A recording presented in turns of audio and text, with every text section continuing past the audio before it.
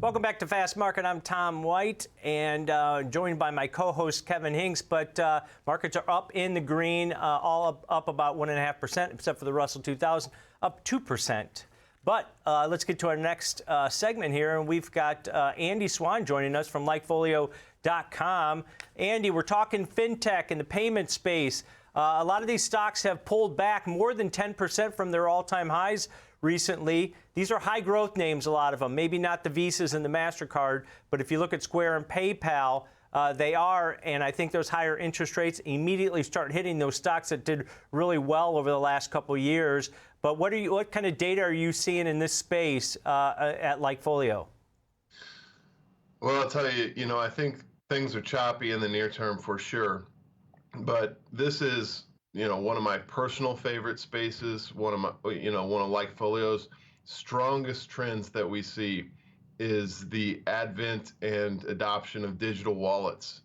And when we compare those digital wallet type of platforms to legacy payment providers, the consumer happiness line is very clear in the sand. The consumer prefers the digital wallet experience of Square, of PayPal, of those companies compared to legacy banking providers, credit card providers, and so on. You can see this kind of line in the sand right here on this chart. It's one of the most compelling charts that we have at LikeFolio, showing just the stark difference and where the consumer is going. They prefer the ease of use of these platforms, they prefer the functionality, and they prefer the cost to legacy providers in a really big way. And part of what's driving all of this, consumer happiness and this adoption is that these platforms have a true ecosystem vision. What once were fragmented players, like a Venmo, you could send some money to a friend, and that's all it was for a long time. Square, you could accept credit cards at your flower shop, and that's all it was for a long time. But the expansion and the rate of expansion and the way that they're able to identify consumer wants and needs and deliver those services in really, really simple, easy to use ways with really good design is what is separating them from legacy providers who have a lot of people and a lot of branches and a lot of processes. And it's just such a different experience. So, for us, yes, there's a lot of shakiness short term coming for all of these names. They're high growth names. Interest rates are going to be on the move. There's high valuations on a lot of these companies, but from a long-term perspective, the ground is shifting in a major way, in an undeniable way, and it is these digital wallets, these digital payment platform providers that are clearly the future of finance. Andy, when you compare these two companies, they are similar in some ways, but they're also, when you look at PayPal and Square, they're different in some ways as well. I mean, PayPal focuses on their app, focuses on Venmo. Square seems to be really creating a culture or an ecosystem where they'll do your scheduling, they'll do your payroll, they'll do your marketing, they'll help you with loans. They want Cash App to become the center of your financial world. PayPal is clearly bigger than Square is right now, but is Square destined to blow by PayPal at some point because of the total package that this company's offering? Yeah, I think that their vision is bigger and better, and I think that their execution has been extraordinary. Probably one of the best companies in the world when it comes to execution. But that's really no knock on PayPal either. There's so much room for winners in this space because of those legacy players losing market share, that both companies could do extraordinarily well into the future. And picking one versus the other, it's interesting conversation. If I'm with you, if I were going to do that, I would go with Square.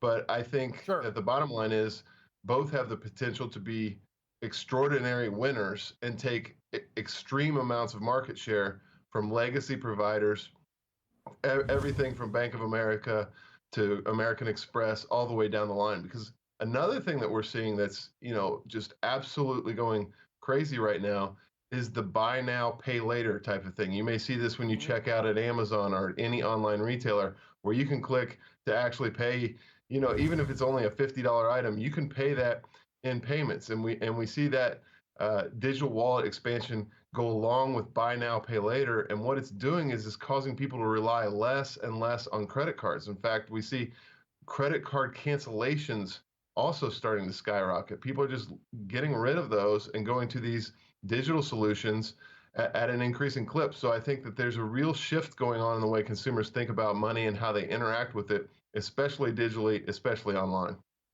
Yeah, and Andy, you mentioned that the buy now, pay later theme. For Kevin and I, that's just called layaway, right? That's what we used to call it back in the day. But do you see any risk with a lot of these firms turning to that portion in this space? Because it seems like there's not a lot of nets to catch people if they start to not pay on these these purchases that they're making. You can pay over time, but it doesn't seem like there's any regulation behind a lot of it. Is that going to be one of the thorns in the side of whether it's Afterpay or Affirm, any of these companies and these other digital names like Square and PayPal getting into that mix also? Yeah, Tom, I think that's a really good point. There's going to be some serious growing pains. There'll probably be some regulatory issues come forth.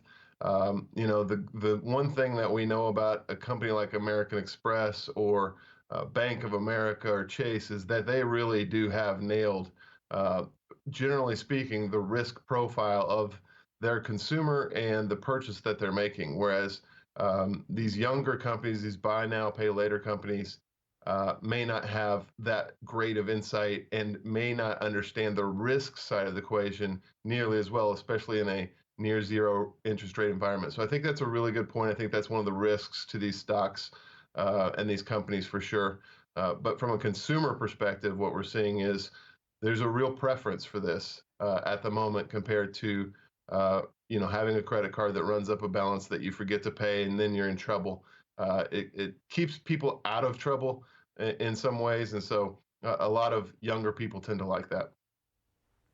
And Andy, if you look at Square and PayPal, when you look at the data that you guys have at LikeFolio, these are probably the top tier in this particular space. And then I looked at the bottom, and you've got Bank of America and Citigroup and all these legacies, but they're gaining assets under management. So do you look at this as, hey, maybe these old school legacy players aren't getting the mentions maybe on social media, but everybody's got their money with them, and I don't think they're going to be drawing it out and putting it in PayPal and Square that aren't gathering or asset gathering machines, right?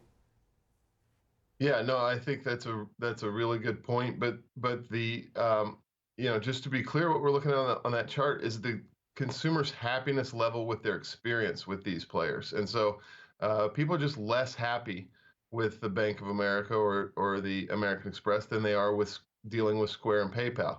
And so long term, that tends to lead to a greater affinity for those platforms and more people actually putting their money into those. The bank of the future, PayPal, some of these companies can already accept direct deposit into those accounts. And from a generational perspective, that is a tipping point in terms of where those assets go. Now, you and I may not be putting our 401k and moving that over to Square, PayPal, or anything like that.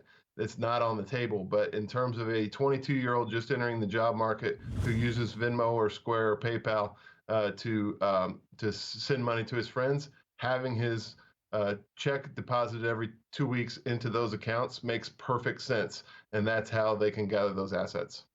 Yeah, you create some loyalty there. You hook them when they're young, Andy, and then they're, next thing you know, maybe they will have their 401k in a company like Square or PayPal down in the future because these things are gaining market share for sure. All right, Andy, thank you so much for the conversation here on the FinTech space. Thank you, guys. Have a good one. All right, that's Andy Swan, the co-founder of LikeFolio.com.